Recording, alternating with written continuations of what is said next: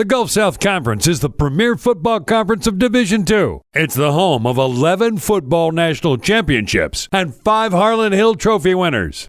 Now, bringing you in-depth coverage and pinpoint analysis every week with the GSC Football Weekly podcast, here are your hosts, Matt Selesky and Mike Ezekiel. Good afternoon, everybody, and welcome in to the GSC Football Weekly podcast. I am Matt Selesky, Mike Ezekiel alongside me as always, and our producer, Will Corey, is hanging out behind the camera back there. And, folks, we did miss you last week. We certainly apologize. I was out on business from Monday until late Wednesday night, and our producer, Will, was gone until Friday. And we all have busy Friday nights, and if we shot it Friday, we weren't going to have it ready until Saturday morning, and the games were starting. So It was kind of a situation where, it just wasn't feasible to shoot it. So we missed it last week. There were some great games we wanted to talk about, but me and Mike, we did give our picks to each other so we could kind of keep up with that. Yeah, and unfortunately, I do have to be the bearer of bad news for myself and the bearer of good news for Mr. Matt Selesky, as you did take the lead. You did pick Florida Tech over Valdosta. I went the other way on that game, and so now our records stand at 33-10 for you, and I am now 32-11. Well, Mike, I'm one step closer to a steak dinner. I love steak. And some broccoli and potatoes, man. It sounds good, so I'm excited for that. But we got a big-time slate of football games this weekend. The region rankings are out. We're going to dive into that a little bit too, Mike. And the GSC doing what they do. They're right there in the mix with a lot of teams. And, I usually don't represent UNA on the podcast, even though I am a UNA alum. But, man, they've been playing so great. I had to come in with my UNA cap on today, and I don't blame you. And I just really happy for those guys. I picked them fourth, Mike. I thought this was the year they take a step back, and has not been the case whatsoever. And I think that's a testament to Coach Wallace, his staff, and the guys for continuing to just push forward. Because I know Delta maybe was a little weaker defensively than I initially thought, but to go into Delta and beat them 49-19, and we're going to get to that game in a bit. I mean, I didn't think that game would be that lopsided. I remember me and you text last week talking, and I said I thought UNA would win by about 10 points. So for them to go in there and win by 30, especially when they were only up 8.5, says a lot about where they're going. And I see they are the number one team, the number one seed in their region, in the region rankings, and well deserved, because if they were to schedule, an NAIA school or a mid-tier, low-tier Division II school, there's a really good chance they would be an undefeated football team. Their only loss was to Jacksonville State, who is, I believe, number 2 or number 3, number 2 in the FCS, with their only loss coming to LSU. And we know how good LSU is. So, and they actually hung in that game with LSU just to kind of put it back in perspective of how good UNA has been this season. And like I said, I picked them to finish fourth. I mean, I really thought they would lose a lot with the loss of Lamonte Thompson and Luke Wingo and some other key guys. And you got to give them a lot of credit, because they have certainly stepped up to the plate. And I think this team has gotten better week by week. You see that momentum going, and I think they've been going in the right direction, because I look back at West Georgia, Mike, that game, and I still believe West Georgia outplayed UNA on the field, but the scoreboard, UNA won. And sometimes that finding a way to win a game, they showed a lot of resiliency. It can give you the confidence to move forward. If UNA loses that game, is their season as good as it is? Good chance it isn't. We'll never know that. But they've really used their games that have been tight as stepping stones of confidence, and they've been able to go in and really beat up some good teams. Right. I couldn't agree more. This team has just continued to improve week after week. And, Jacksonville State, that first game, didn't really give us the best, opportunity to see what UNA was made of until they got into the Division II schedule. And at that point, we started to see how good UNA was, and they just continued to prove week after week. And going back to that West Georgia game, I think you made a great point there. It could have been, could have changed the whole season if they would have lost that game. Winning that game gave them momentum. They found a way to win. They continue to find ways to win, but now they're starting to win a little more dominantly. Great win last week against Delta State. Played so well in the second half. First half, not so much. Second half, played extremely well and scored 3 touchdowns in the first 3 minutes of the second half. That was incredible to me watching that happen, but we'll talk more about that game later, but UNA definitely deserving of being at the top of Super Region 2. Yeah, and they are just to kind of go through Super Region 2 here, UNA number 1, UNC Pembroke number 2, Newberry number 3, Tuskegee number 4, West Alabama 5, Florida Tech 6, Valdosta State 7, West Georgia 8. So they're kind of climbing back in the mix there. North Greenville 9, and Wingate 10. North Greenville will be a GSC member in 2 seasons. The 2018 season, they'll be a football member only. So, as usual, the Gulf South Conference, who, Mike, we believe is the best conference in Division II football. And I know there's some other excellent conferences. Oh, yeah. And so I don't say that to take away, but I really believe in the Gulf South Conference. And, North Alabama 1, West Alabama 5, Florida Tech 6, Valdosta 7. 4 of the 7 teams from the GSC, and then you look at number 8, West Georgia, and they're right there in the mix as well. And West Georgia plays Florida Tech this week, so certainly could be some moving and shaking going on after that outcome. Yeah, and I'm looking at some head-to-heads for this week.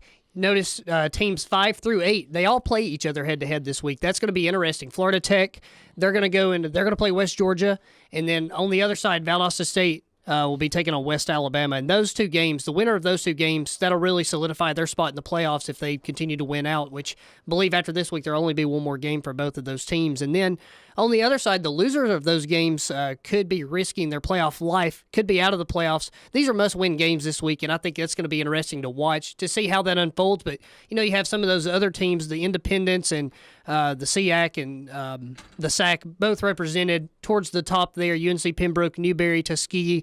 They still have some teams to play. It seems like all 3 of those teams are favored in their games, Matt, so it looks like they're probably going to be locks for the playoffs, but then again, you have to touch the field. So, but there's going to be a lot of GSC teams keeping their eyes on those games. And, it's tough to get in Super Region 2. I'm looking at some of those other Super Regions, though. It looks like they're even tougher to get in those because you look at some of those records, and it seems like you have to win pretty much every game to guarantee your spot. If you have a 1 loss, you could not make the playoffs with 1 loss. I mean, that's a possibility. Yep. In the Gulf South Conference, everybody's kind of beating everybody else because it is such a good conference that, every week presents a game that you might not win. So that's kind of where we're at right now in Super Region 2. And let's just see how it unfolds next week. I think this week it's a little unclear. Next week it'll be very clear. If I remember properly, did Newberry play Florida Tech at the beginning of the season? They did, and it was a pretty close game, 42-28. And Florida Tech won that game. They did. And that's Newberry's only loss. And Newberry's leading the SAC conference. Once again, not picking on the SAC conference at all, but I think once again it puts in perspective just how good the GSC is. It really is. And, Newberry, they hadn't quite had the strength of schedule that some of the other teams in the Gulf South Conference has had. But, if those 2 teams played again, I'm not sure what the score would be. I hadn't followed Newberry too much this year. But based on, that, I think number 3 is a good assessment for them, even though Florida Tech's below them with 2 losses. But I think towards the end of the season, we'll find out. Newberry still has a big game with Wingate. Wingate's right outside. They're number 10 right now. So the winner of that game will probably be in as if Newberry wins and they win out, they'll probably be a higher seed. If Wingate beats Newberry, they'll probably enter in and they'll be a lower seed, and that'll help the GSC teams move up. But we'll see who makes it from the Gulf South Conference. There could be 3 or 4 teams in there, so it's going to be interesting. I remember earlier this season, Texas A&M Commerce and Delta had a very good game in Delta, and Commerce was able to win that game. I don't remember the final score, but it was 55-41. It was a high-scoring game. Something like that. You look at Commerce 7-1 on the season, and they're in the 4th spot in Super Region 4. So yeah, it kind of tells you that was a quality team. And Grand Valley, Northwest Missouri, still kind of atop the standings, the national standings. So it's going to be a great year. Northwest Missouri, I think North Alabama really is one of the great football teams in Division II. They're up there with the most playoff appearances. I think they're tied with Northwest Missouri, a lot of wins. But Northwest Missouri has really set the bar. I think UNA's history, they get to the playoffs. They kind of underachieve for what when you play that well in the regular season and you're in the playoffs as much as they are. My opinion is they underachieve based on that standard. I think their seasons are great, and I've said it on my morning show many times, don't take for granted how good their regular seasons are, because you come to a time where you're 5-5 all the time and you're just begging to be in the playoffs every year. Yeah. But for a team that has made it as often and as regular as UNA does, whether they missed playoffs two or three times in 15 years, not much. I think they haven't had the runs of a team that makes the playoffs as often as they do, what you would think of a team that makes it that often. Where you look at Northwest Missouri, every year they seem to make a deep run into the playoffs, oftentimes all the way to the finals. I remember from 05 to 09, they went to 5 straight, and they actually lost 4 of them from 05 to 08, and then they were able to win it in 09. Yep. And then they won it again last year in blowout fashion. They won it in 13. I mean, they, to me, are the ultimate standard. And that's not to take away from UNA. I'm just talking that UNA is a great team that gets there a lot. Northwest Missouri is a team that gets there a lot, and then they do a lot once they get there. So I think they are the standard. I don't know enough about their team this year, Mike, to know how good they are. I mean, I assume, obviously, at 9-0 and number one, that they're really good as always, but they have really set the bar as the premier team in Division II. I think in the 90s and early 2000s, that probably went to Grand Valley. And UNA's always kind of been in the mix, but I think Northwest Missouri the last decade has been the quintessential in Division II football. Oh, yeah, absolutely agree. And, last year they didn't win the national championship, and now they had 16 starters return to their team this year. That's how good they were last year, and now that's how even better they are this year. I mean, Northwest Missouri is the creme de la creme, obviously, in my opinion. In the 2000s, Grand Valley, I would give, the moniker to them. North Alabama, probably in the 90s, they had a really good run there. So, those are the three teams that stand out to me in the top of the super regions, and they're all number one right now. Super Region 1, LIU Post. Don't know much about them, but they're at the top right now. Some unfamiliar names. The Cal Bears are in there too, huh? Yeah, California, right? Yeah, I think is that California, Pennsylvania? Yeah, I think so. I think so. And then right behind them, Shepherd, and that's actually my pick in Super Region 1 right now. Shepherd's pretty much made it year in, year out. They've been kind of a mainstay in Super Region 1. Are they the team that lost in the finals last year? I think so, yes, because they did advance. And they got beat down pretty good. Yeah. I think 41-7. Yeah, because West Georgia got beat in the semifinal to Northwest Missouri, and that probably was a better game than 38-23 was the final. Yeah, that probably would have been a better national championship game than Shepherd. But, Shepherd's there year in, year out. They have a senior quarterback that's been there 4 years. He's been a 4-year starter. So those are my 4 picks right now. If I had to pick today, those look like the favorites. Grand Valley's obviously always good. Northwest Missouri, I mean, the stats speak for themselves. The returning starters, the experience they have, and just to be a program like that, it's hard to beat. But UNA has definitely shown that they should be in the mix right there and should be in the conversation. Well, Mikey, good insight there, partner. But let's move on and take a look at the GSC. We'll continue to track the region rankings every week as they come out. We have 4 teams in now. I'd love for us to somehow get 5. I don't think that's going to happen. But listen, when 7 teams make it out of 3 conferences, a few independents, and 4 of them come from 1 conference, I think that's a testament to just how good the Gulf South Conference is. Yeah. Well, Mike, the one game I got right last week that you got wrong was Florida Tech and Valdosta State. And it was a pretty darn good ball game down there in Melbourne, Florida. And it really, the fourth quarter tells you a lot about that game. Going into the fourth quarter, it was 17-10, Florida Tech with a lead. But they outscored Valdosta 21-10 in that final period. It pulled away for a big 18-point win. And I think we know this Florida Tech team's dangerous when you think of Sand and Cato and company down there. So this is a team that's going in the right direction.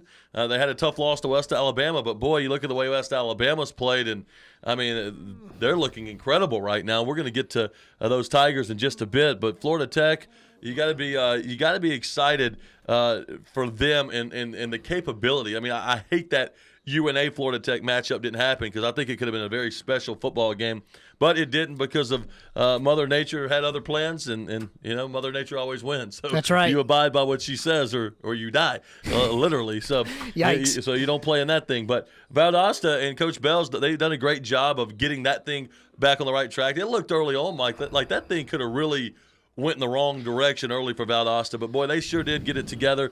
I bet that was a really good football game, but Florida Tech came out on top with a big, big win, and we'll get to it later, but they got a big game coming up next week, too. Yeah, both teams went into that game with winning streaks, and both teams looked like they were going to be playoff teams there, and are both still in the mix right now for playoff spots. Valdosta snapped a 5-game winning streak there with that loss, and then Florida Tech, of course, is now on a 5-game winning streak. So that was a big win for Florida Tech. Thought Valdosta really had a chance there in the fourth quarter. I think they were only down 24-20, and that's when Florida Tech eventually took over, scored 2 more touchdowns to lock up the victory. And you named a lot of players there. You talked about Mark Cato, you talked about Trevor Sand, but the guy that really stood out to me in that game was Antoine Haynes. 28 carries, 197 yards, 1 touchdown.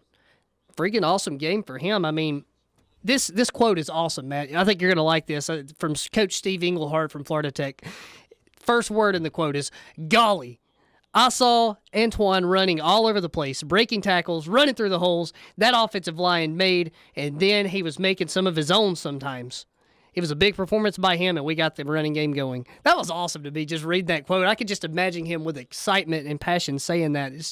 And to see it with golly in there, that just kind of made me chuckle a little bit. But it was a good game for him. And, Cato was actually a little off in that game. He was 5 for 20. He threw for 154 yards, but one of those was the 81-yard pass that, gave them the 31-20 lead. So, not too good of a game for Cato, but the running game really showed up there. I forgot the rush yards. Do you have them pulled up? I mean, they had a ton of rush yards. 345 because while Yes. you agree, Haynes did have 197.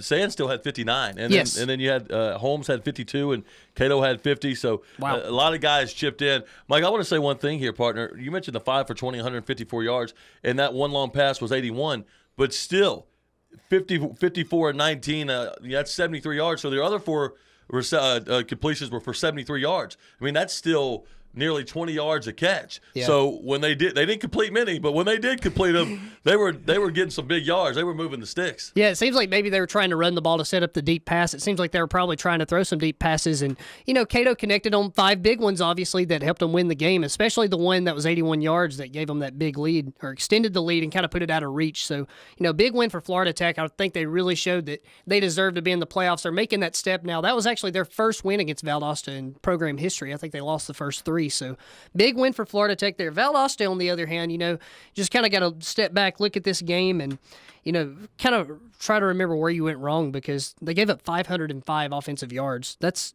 something that Valdosta really hasn't done all year, and they went into the game averaging 447 that they gained, but they only gained 249 in this game. So that's cut in half. Doubled them up. I mean, Exactly. That's 505, 249. That's just a little over doubling them up. That's a lot. Mike, they really ran the ball effectively. Florida Tech did. And, you look at Valdosta, Hollingshed 10 for 69. That's a 6.9 yard per carry, and the long run there is 20 yards.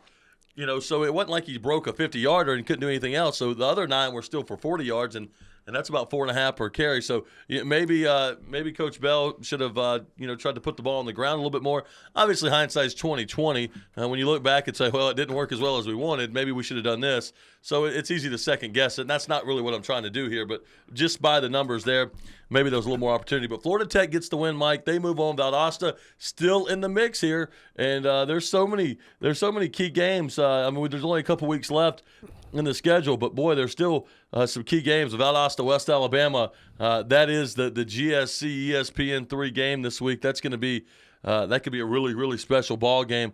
Florida Tech and West Georgia. We talked about that, so we got some big ones. But let's go ahead and move on. You were over at Parker McCool Stadium this past week, and I've been looking at the Delta State attendance all season, and it's been close to about 6,000, and the attendance says 2,863. So kind of a light crowd on hand. Yeah, it wasn't too many people in the crowd. It was Military Appreciation Day.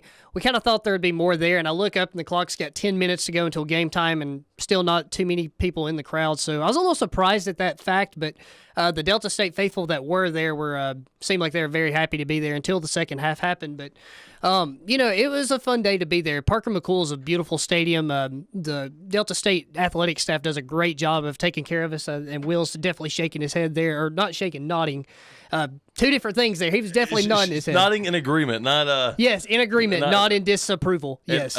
Philip Tang, who I don't know if he's the play-by-play or the color commentator, but he's part of the broadcast team at Delta State. He actually joined me last Friday on a morning show. I like Philip. And Philip told me he does listen to the podcast, so if he gets a chance to check it out this week, I've already told him thank you, but certainly, Philip, thank you again Thanks, for Phillip. your time and giving me some great insight here on my show, Matt in the Morning, which is a local sports show here in the Shoals area. So, and I appreciate that. And boy, I love their I just got to brag on Delta before we just dive into the game. Their website's great. They kind of take you through a tour of all their facilities, and their football stadium with the I love the field house in the background. They just put that new turf. I mean, it is a great looking place. I could see them getting some kids in there and say, hey, this sounds like a wonderful place to play football. And their baseball facility looks great, and I even like the way their basketball facility looks. I know it's a little older. They got a beautiful aquatic center, and they kind of set it up online where a fan can really get that experience of what it looks like. And I really wanted to make that game, Mike. I told you that was the game I wanted to go to this year, but when you work 12 to 2 on Saturdays, it's hard to there's not time travel yet, so I can't just snap my fingers and show up. But hopefully I can make a trip to Delta soon, because I've never been to Cleveland, but they've got, and I know there's not much there, but I want to kind of see what Delta's all about. It's a place that seems really cool to me. Yeah, beautiful campus, man. I really love going to Delta and just looking around, man. They got a nice golf place too, a place to go golf there. And you talked about a lot of the other places. The aquatic center is beautiful, and the baseball field and the football stadium is beautiful to me. I love going there. Really enjoy the people, enjoy the atmosphere, and it was really fun going down there and watching these two teams play. Mike, when I look at the game, and Tyler Sullivan's a quarterback I'm a big fan of, 11 of 17, 91 yards, a touchdown, and 2 picks. And then Jay Burgess came in and played there later in the game. Was that a situation where they were just looking for a spark, or did Sullivan actually take a little bit of an injury? Yeah, I think it was the first thing you said right there. I think just it seemed that way to me.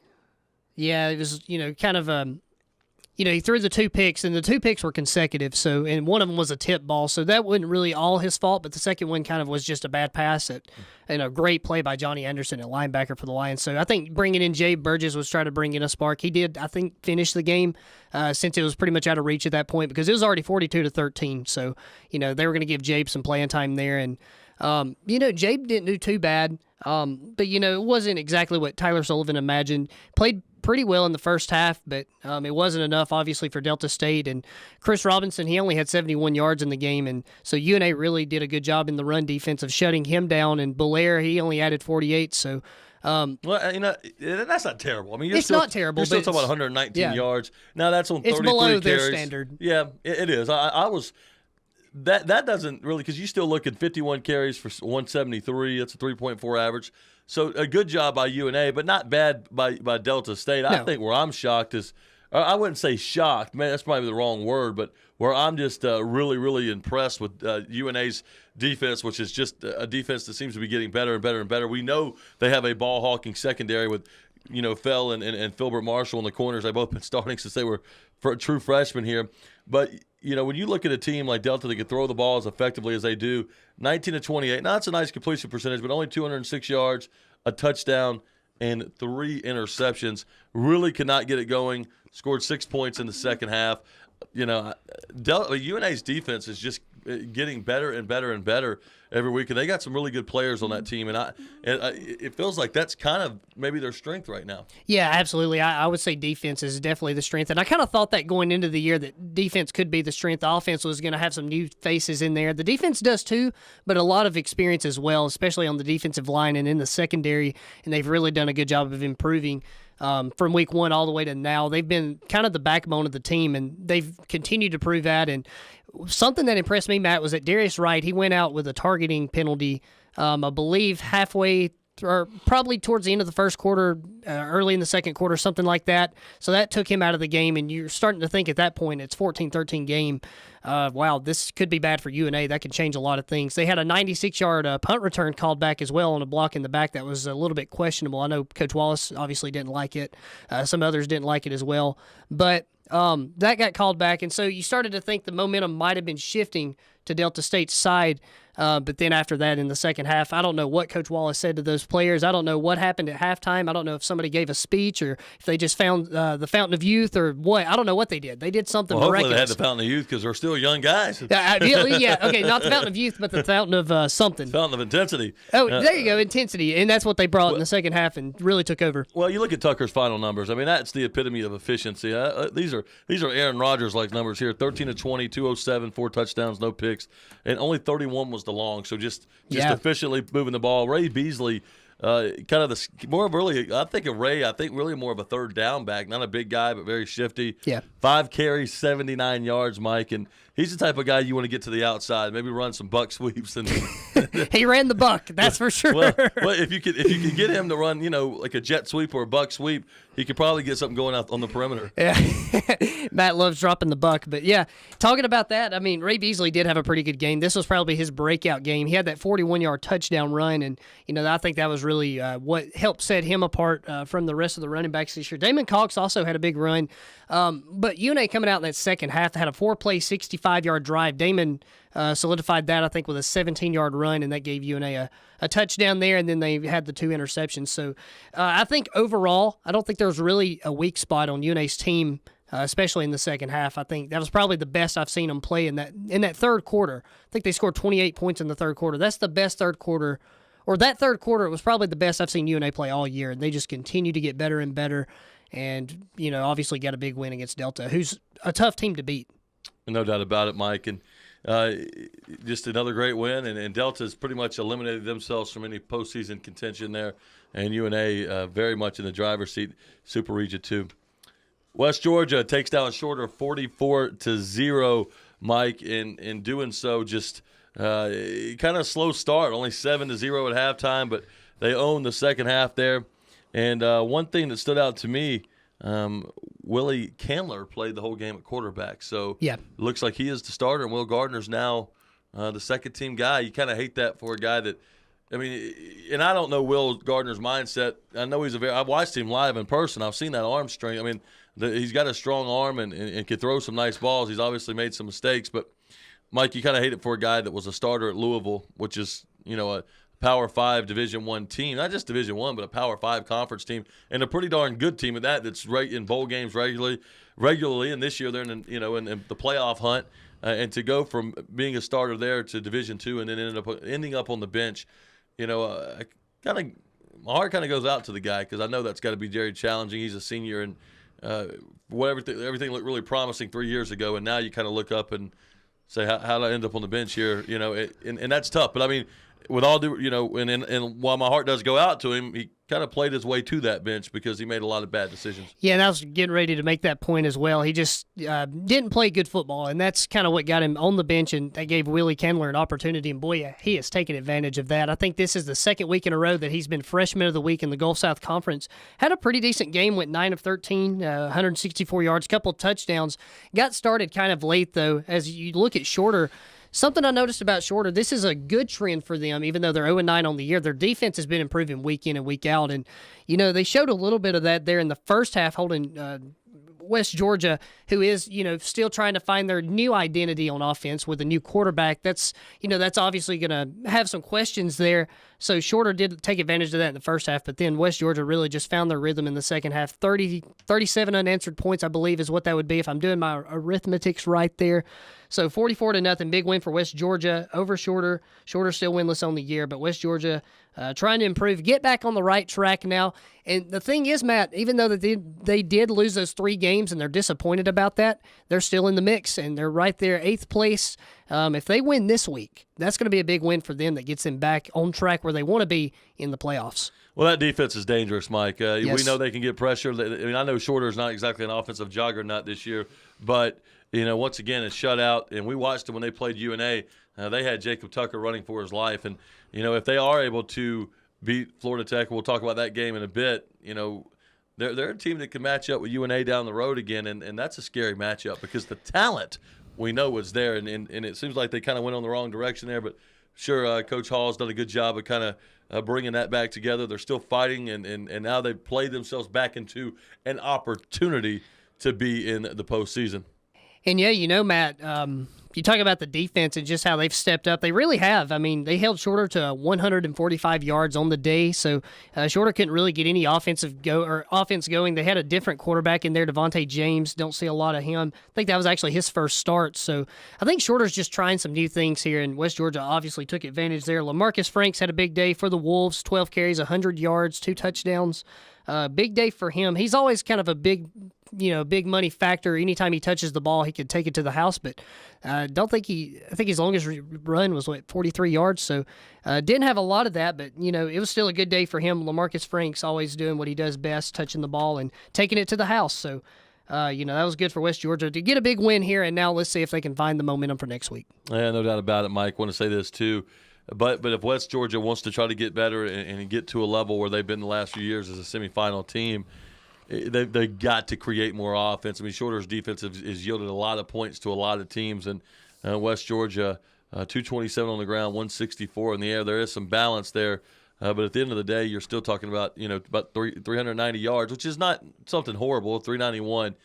But the way Shorter's defense has yielded points and yards this year, they're going to have to get a little bit better moving forward. And for Shorter, still fighting, a new coach this year, and I'm not just trying to give them a pass, but hey, they're trying to find something new. They've really changed their system, changed their offense, and sometimes that's a struggle. And Shorter, I think, is I've been to Shorter and watched the game there. Their stadium's kind of off the campus. It's not real big. They don't get a lot of support, at least not by their attendance numbers. They didn't have a lot when I went and saw them back in 2013. And Mike, you kind of look at them and say, this is one of the tougher teams. They're in the Gulf South Conference, which is a very, very tough conference.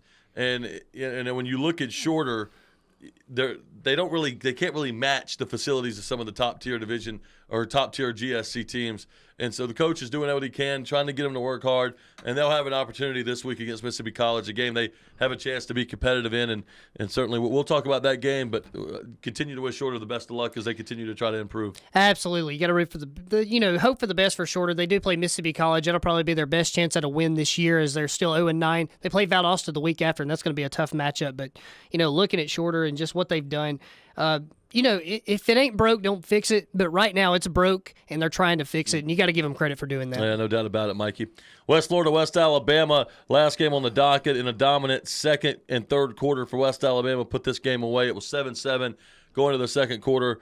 21 points in the second quarter by West Alabama, 17 more in the third. West Florida was unable to score in that stretch. Did tack on 14 late. But you know what really stands out to me in this game, Mike? The attendance of 6,088 in Blue Wahoo Stadium. Wow. I'd have to go look at it, but I think it holds right about 6,500 people. So, yeah. I mean, they're filling that thing up. And I honestly thought when West Florida got football, and I think it's great they got football, but being from Mobile and Pensacola is an hour away, I've spent a lot of long nights at Pensacola. Yeah, I hear you. I've spent some time there, hung out. I thought Pensacola's the type of city that they're going to be, into. There are some Alabama fans there, but they're going to be into Florida and Florida State and other big schools. And I don't know if they'll give the attention necessary. Where you look at a place like Florence, and yes, there's a lot of Alabama fans, and yes, there's a lot of Auburn fans. But at the same time, they're kind of tight-knit to this community, and they really support UNA. Pensacola, you get in a pretty big city like Pensacola, the whole city doesn't always rally around a Division II school. Yeah. And oftentimes, they're just kind of I'm not going to say a lost cause, but they're just kind of an afterthought sometimes. And for this city to show up and keep putting a lot of butts in those seats tells me they're excited for football. And while West Florida came up quite a bit short to a very good West Alabama team, they are really, really playing well and have had a great season for their inaugural season in the Gulf South Conference. And boy, they are a team that's going to be on the rise and a team that's going to be a force to be reckoned with here in the years to come. Yeah, and it's hard for us to imagine them being 5-4 in this point in the season. In the preseason, for us talking about it, but they're 3-3 in conference play. They've won 3 conference games. That's a feat in itself. So congrats to West Florida there. It was a tough game for them against West Alabama, though, who's just continued to improve. West Florida, they're going to get there eventually, towards the top. They're in a great area, and that's going to help them. And the attendance was impressive. But that was actually a homecoming, believe it or not, for Coach Gilliland, who's from Pensacola. So it was a good homecoming for him, obviously, as West Alabama got a big 45-21 win. And Matt, Austin Grammer, how impressive was he? The offensive player of the week. Just look at his numbers. Unbelievable. 41 of 56, 493 yards, 3 touchdowns. Just to throw the ball that much is impressive in itself, but to complete that many passes and to be that efficient, that's incredible to me. West Alabama's continuing to improve. They're one of the best offenses, if not the best offenses in the conference, and defense is starting to come up too, so big win for West Al. No doubt about it. Now, when you talk about Grammer, and I think about Harry Satterwhite, he was 2 for 2, Mike, but -3 yards. If I'm Harry, I go tell Coach Gilliland, look, dude, thanks for putting me in, man, but I can't be throwing some bubble screens in the backfield here. We got to get some positive yards. Curled routes or something. One carry for -4 yards. Harry, you threw it twice, completed both, lost 3 yards. You ran it once and lost 4 yards. Ooh. Come on, Harry. Pick it up, baby. Austin's right there with him, obviously, with the 4 losses there. But he could say 493. I'm good. Hey, yeah, 493 and the player of the week. And I'm just picking, man. I don't know how those games were, those calls were played, or those plays were called. I know Harry got a lot of reps last year, quarterback, and I think he's still going to have a nice future absolutely. Moving forward. But Austin Grammer, the MTSU transfer. And, it's funny. I had Bobby Wallace joins me on my show every Wednesday in season, the UNA coach, here on Matt in the Morning. And I told him, I said, man, and I think he got a little frustrated when I said this. I said, Coach, I think you're kind of glad you played West Alabama when Grammer was coming off an injury before they got rolling. He said, well, maybe we had something to do with it. Wow. So they didn't like that response. But in a lot of ways, Coach Wallace was right. But at the same time, I think UNA was kind of lucky they played West Alabama when he was coming off an injury. Now, I'm not saying I would pick West Alabama to win now. I don't know how the game would go. I know UNA's defense could give anybody a lot of problems, but it seems like this West Alabama team, and this is not an indictment on UNA, but I think this West Alabama team is just playing at a higher level now than they were 5-6 weeks ago when that game took place. And don't worry, you could say the same thing about North Greenville, who they played earlier in the year, that's fighting for the playoffs right now, because if they get some wins, then maybe they could get in. I don't think that loss. I don't think North Greenville, and I know they beat West Al, but I don't think they're on West Al's level now. No, they're not, absolutely. And that's the point I'm making. If they play that game again, I think West Al probably wins big. Like, I don't think it's close. Okay, I thought you were saying in conjunction with UNA playing North Greenville. No. I follow you. No. Going back to West Al, I mean, Okay. you can make that argument about a lot of teams early in the season. Stephen F. Austin, even that Division I team, if this West Al team plays that team again, even though that game was close, West Al may win that game by 2 or 3 touchdowns. Who knows? And that's all 20 hindsight's 2020. And Yeah. unfortunately, we're nearly going blind. But Yeah, right now. But looking at West Al, just how much they've improved. They're the most improved team from week 1 to now. This team is incredible. The way they're playing, they're at a high level. They're probably the hottest team in the Gulf South Conference as well. So, but there's a new target on the rise for them, Bernard McGee. That's a new target for Grammer. He had 3 touchdowns, 10 receptions, 138 yards. So Grammer's kind of finding a new target there. They played a high level. Dante Armstrong, 14 catches, 116 yards, not Forgot about shabby him. either. So 2 of those guys caught 24 of the passes, and Trey Fletcher had 9 catches as well. So very impressive. And then Patterson, 4 for 91. So he was kind of a guy that was catching them down the field. So now one thing, though, they only had 46 yards rushing on 31 carries. And usually you think of LaKendrick Thomas and Rashad Lee in that group, and you think a little bit more. I mean, both of those guys had 9 carries each. Thomas only had 9 yards, and and his long was 9. So the rest of them were going backwards. The wrong way. And then Rashad Lee, 9 for 27. That's only a 3-yard average there. So you want to see a little more balance, because you know when you're moving forward, you've got to be able to be multiple in what you do. You got to have some balance. But nonetheless, great win for West Alabama and for West Florida. It's just really just doing some great things. They came up short, but doing some great things here in year number 1. And they'll have a heck of a challenge once again this week when they travel to Brawley. And Mike, unless you got something else on these games, man, we got to turn our attention to the picks this week. Yeah, just one more thing on West Alabama. Now that they're on a 5-game win streak, they scored 38 unanswered points to really pull away from West Florida, and they've just shown that they're deserving of being up there. They're now 5th in the region rankings. That's the second highest GSC team. They could continue to work their way up, but this game next week will really tell a lot. We'll talk about that here in a moment. Well, Mikey, it is about that time to give our picks, and once again, I do have that 1-game lead on you. Yes, and I'm excited. Thanks for reminding me. Well, it's going to motivate me a little bit more to get that state. So are we gonna keep this going in the playoffs, or is it at the end? I'd say we do. Now the I like podcast is going to keep going, but the records, is this for regular season only, or are we going to go all the way through? I say we go all the way. I would love to do that. And that's good, because it'll be about Christmas time when you get my steak dinner, so I'll feel even more in the mood for it. So yeah, okay, we'll go with that. But it's going to be the other way around, just so you know. You know what? And I got to come from behind. Listen, though. I saw. I'm going to give Longhorn some love, man. I saw a commercial the other day, and whatever they had on that grill looked pretty darn good, man. Longhorns, wow. Well, I'm a Longhorn guy, but I'm just glad you're going to be buying, so I'll let you pick. There you go. Yeah, you know what? Whoever gets the steak gets to pick where we go. How about that? Deal. All right, so yeah, I'm good with that. If you win, I hope you're in the mood for one of those $2 cube steaks I can pick up at Walmart. I'm just messing with you, buddy. I hear you. All right, let's. I won't have to worry about it. Don't worry. All right, let's move on and take a look at these games. Mississippi College and Shorter. This game is so you're not the cellar dweller. You're trying to find your way out. And Mississippi College has been on the cusp all season of breaking through and getting a win. And Shorter, well, they haven't been on the cusp of a whole lot of anything except just trying to survive some games here. And Mississippi College is coming off a bye week. And, Mike, I think this team's been very competitive, very solid. They do have to travel to Rome, Georgia. But I think Mississippi College will finally break through this week and get a big win over Shorter. And once again, I'm not sure it'll be that close. I think Shorter's going to show a lot of fight. They showed a lot of fight in the first half against West Georgia last week. Their defense played better. I think they realize this is probably our last shot at a win. It is. It's going to be senior day for Shorter, so they're going to come out with some enthusiasm. And once again, I think it'll be close early, but I don't think Shorter's got the talent to win, and I think Mississippi College is hungry to get that first win. And I believe what will be their first Gulf South Conference win since they've entered, and they're going to feel like it's overdue. So look for it to be tight early, but I look for Mississippi College to pull away to a 31-10 win. Yeah, spot on analysis there, talking about how close it could be in the first half. Mississippi College is coming off a bye week, so they've had a couple of weeks to prepare for Shorter, and Shorter's coming off the loss to West Georgia. But this is going to be their last chance at romance, in my opinion, probably for shorter, because you got Valdosta awaiting you. And, Valdosta is a tough team, but so is Mississippi College, we got to give them credit, but they're 0-20 since returning to the conference in 2014. I like this to be their first win, and I think for that reason, I think it's going to be a big win for the Choctaws, 34-7. Mississippi College. Yeah, we're in a similar thought process there. West Florida going to travel up here to Florence, Alabama, and take on the UNA Lions. And, Mike, I was really looking forward to this game, but I will be at another game this weekend, so I will not be able to attend this one. But West Florida at North Alabama. I think West Florida's offense can. I don't know if they can create points against this UNA defense, but I'm interested to see if they can. But I think UNA can create points against the West Florida defense, and I think that'll ultimately be the difference in the game. I like UNA to put a pretty good bit of points on the board.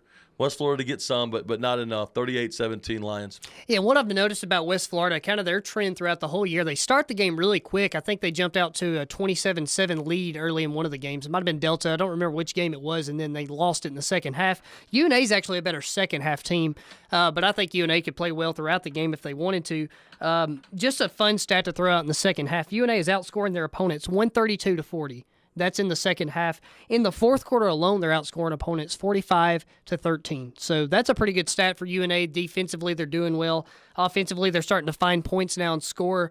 They probably could have scored more at Delta if they wanted to, but they just kind of, quit scoring in the fourth quarter. They got down, I think, on the goal line and just quit scoring. So, they probably wanted to score, but Delta obviously had something to do with that. West Florida, they're going to try to score a lot of points. And, I talked to Coach Wallace after the game, and, I think playing Delta State, a really good offense, is going to help them prepare for West Florida, who does like to throw the ball a little bit more. So let's see if they can get the passing attack going. I'm just curious to who West Florida is going to throw at quarterback, because Gray Jackson kind of came in. Him and Nobles alternated, kind of like Rivers and Robles has been doing at Valdosta. It's kind of been the same thing for Nobles and Gray Jackson in the last game. So who's going to play quarterback for them? I'm going to be curious to see that, but they got to find the hot hand if they want to beat the Lions. Florida Tech at West Georgia, and Mike, this could very well be the game of the week. West Alabama and Valdosta, we'll get to that in a moment. That's another great matchup. But Florida Tech at West Georgia, and I picked West Georgia to win the conference at the beginning of the year, and I picked West Georgia to win the national championship at the beginning of the year. And Mike, I'm certain they're not going to win the conference. I don't believe they'll win the national championship, and I don't even think they'll see the playoffs. I don't trust this team's ability to create offense enough. Candler did play pretty well, but it took this team a long time to get going against a shorter defense that has yielded points early and often as just about everybody they played. And West Georgia still had a hard time getting into the end zone. Florida Tech's hungry. Now, West Georgia did go down to Florida Tech, and that was their one loss last year. And they're going to get to host. They're going to play host this week to Florida Tech, and it is senior day in Carrollton. Yeah. And that could ultimately reverse the fortunes there. But at the end of the day, Mike, I think Florida Tech is really hungry to get in the playoffs. You almost feel like they got to get this win if they want to get in. And I think West Georgia has the talent. I think West Georgia may still have more talent, raw talent, than anybody in the whole conference. I really believe that. But I think Florida Tech is playing at a really high level. They're playing consistent football outside of their one kind of hiccup against West Florida. And I know West Florida's good, but I believe Florida Tech probably should have won that game. Then Florida Tech lost a very competitive game to a streaking West Alabama team. Florida Tech's shown the consistency all season. West Georgia has not been a consistent football team, and I think if they get off to a slow start again, they could be in a lot of trouble. Florida Tech's motivation to finally see the playoffs. They've been on the brink. They want to get in. This win will solidify that for them. I think they beat West Georgia. I think it's a hard-fought game. I think points will come in a premium, but I'll say 20-10. Yeah, that was a big win for them last year, going down to beat West Georgia. It was a very surprising win. Florida Tech's still trying to establish. I think they've already established themselves as a great GSC team, but still a little bit to prove as they try to get into the playoffs. I think they do it here in this game. They get a big win over West Georgia. West Georgia's going to be in the game early, and they're probably going to hang around for the whole game, but I'm just wondering if Kendler is ready for this stage as a freshman quarterback, because I know it can be tough in the GSC to do that. We'll see, but I don't think that'll be the whole determining factor. I think Florida Tech's just playing at a high level. I like them to win this game coming off that win over Valdosta. Take this one 31-17. Valdosta State and West Alabama, Mike, the final game here, and Valdosta needs a win. West Alabama wants to keep the hot streak going, try to improve their standing within the playoffs. I mean, this team could move up, and they'd probably like to get in that 2 or 3 spot you get to the 4 spot, you get to host the first round game, and you get in the 2 or 3 spot, you kind of get to avoid the 1 seed until that fight, that third round. Yeah. And Valdosta is going to be hungry, coming off a tough loss to Florida Tech. But I just like the way West Alabama's playing right now. I think they could line up with anybody in this conference and win, including UNA. I'm not saying they would beat UNA, but I think the game wouldn't be 45-7 if they played again. Grammer's, he was a good division. He was a good player at Middle Tennessee State. He's a great player at West Alabama. The defense is doing some good things. West Alabama's got to see a little bit more in the running game this week. But you saw that, you saw where Valdosta yielded a lot of points. And you're giving up a lot of those buck sweep runs last week. So I think that Valdosta can yield some rushing yards. I think West Alabama can get more rushing yards. I do expect another good passing day by Grammer. Now, I don't expect him to throw for nearly 500 yards, but I do expect him to throw for a lot of yards. West Alabama makes another statement this week. They win this when they win it convincingly, 38-14. Well, I want that steak dinner really bad, so maybe it's time for me to, before I say this pick, maybe just make that fact known here. Last big game for both of these teams that kind of determines the playoff seeding. Of course, there's more games, or there's one more game after this, obviously, but this game is going to decide a lot of things. West Alabama looking to move up. Valdosta goes from number 2 to number 7. They're hurting from that and would love to get a win here against West Alabama. After a slow start for West Alabama in the season, they can't really afford another loss either. So they kind of got to realize that too. But at the same time, they're on a hot streak, and Valdosta State was, and now they're going to look to find a new one. Will they do it? Is the question. No, I'm picking West Al. And I'm picking it 35-31. I think it's a closer game than you have it. I don't think it's as convincing, but I still think a big win over Valdosta could happen in a close game. I like it to be close, and I think Valdosta tries to surge back in the end. I think it's probably 35-21. This is what I'm imagining in my head right now.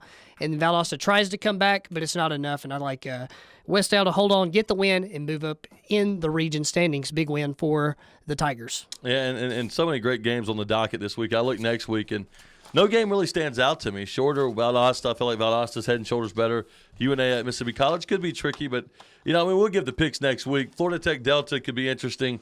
West Alabama, Malone University, never heard of Malone, and West Georgia at West Florida. That could be fun, but I don't know if they'll have playoff implications. It depends what West Georgia does this week. But to me, Mike, this is the last week where really some really matchups that they kind of have you going, got you hungry to see how they turn out. But, buddy, always a pleasure talking with you. And Will, thank you so much for doing your duties behind the camera. And all of our listeners, thank you so much. Thank you to the GSC for promoting our podcast and putting it on their website. We love covering Gulf South Conference football, and we will see you next week for another edition of the GSC Football Weekly Podcast. Thank you for listening to the Gulf South Conference Football Weekly Podcast. Tune in next week for more GSC recaps, analysis, and predictions from your hosts, Matt Selesky and Mike Ezekiel.